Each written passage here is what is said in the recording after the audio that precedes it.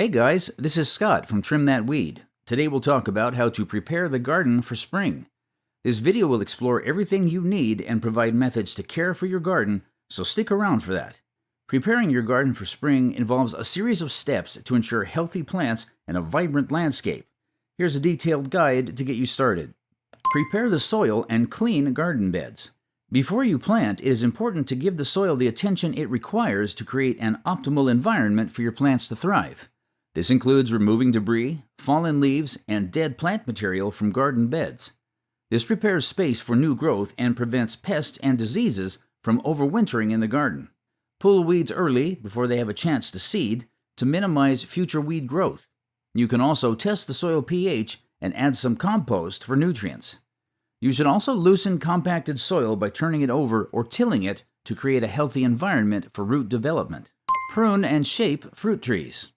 If you have any grapevines, rose bushes, shrubs, and perennials, you should prune them to remove dead or damaged growth. Timing matters. Prune fruit trees and roses before buds break, but avoid cutting plants like azaleas or hydrangeas too early, since this could affect blooming. Start seeds indoors or plan direct sowing. Start seeds indoors for plants that require a head start, such as tomatoes or peppers. For cool season crops like peas or radishes, you can directly sow seeds into the garden once the soil is workable. Organize tools and supplies. You should ensure that the tools you use are well cleaned and maintained to make gardening more effective and to prevent damage to your plants. Check gardening tools for damage and clean, repair, or oil them as needed.